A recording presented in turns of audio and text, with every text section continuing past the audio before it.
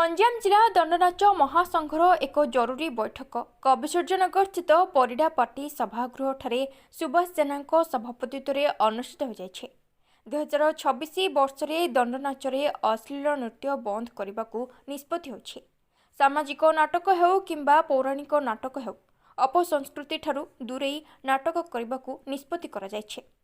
गंजाम जिलापाल और प्रशासन निर्देश को सम्मान दे 2026 रे नाटक करने को निष्पत्ति होइथिला। सेहीपरि गंजाम जिला दंडनाच सभापति भावे ब्रजसुंदर मलिक, संपादक भावे विवेकानंद प्रधान, कोषाध्यक्ष भावे कृतिबास डाकुआ को चयन कर जायथिला।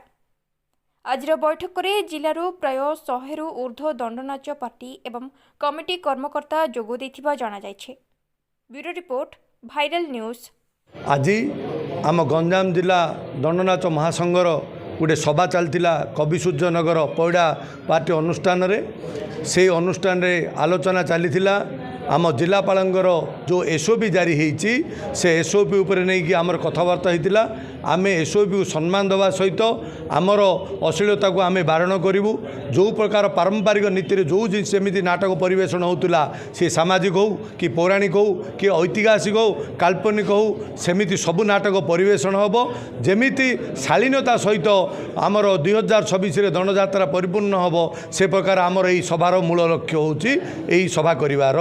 जिलापाल सहित आम व्यक्तिगत कथबार्ता हो सारी किसी सांगठनिक लोक जाई कि आम निर्देशक जा कथबार्ता हो सी कहते मुझे तुमको मना करूनी कौन नाटक करने शालीनता रक्षा कर नाटक करने सी कहते जदि से विच्युत रे ताहले आमर सभा सभा सांगठनिक भाव आलोचना करी तार निश्चित पदक्षेप आम नबू। विरोधी जो मैंने करुँच से संघ ही गठन कर जो द्वारा कि संघ सहित से आत्मघात काम कर विश्वासघात काम कर विषय में आलोचना चली दरकार पड़े से पदपदवी हटई आम जिलापाल पाखे प्रकाश कर कहीदेवु जे आपणकर एसओपी को आम सम्मान सहित दे आपणकर शालीनता रक्षा करूँ एम सब प्रकार नाटक परिवेषण करूँ बोली आम सभारे परिप्रकाश करूँ। आज कविसूर्यनगर आयोजित होता बैठक में दंडनाच महासंघर आयोजन में मुझे उपस्थित थी। आम देखिलु जो मैंने अच्छा किसी गोष्ठी जो मैंने दंडनाच को बंद करने को चेष्टा कर उद्देश्य आज मीटिंग डका जाइथिला। समस्त उपस्थित अच्छा बहु ग्राम्य कमिटी भी उपस्थित अच्छा। आ पूर्व मुझे थे आयोजन करी से 50 रु ऊर्ध्व ग्राम्य कमिटी उपस्थित थे किंतु जो भाई मैंने पूर्वर दायित्व थे से पदपदवीर दुरुपयोग कर मूल उद्देश्य कौन अच्छे आम भी जानू किंतु उद्देश्य होची से नाटक को केमती बंद करा जीवो।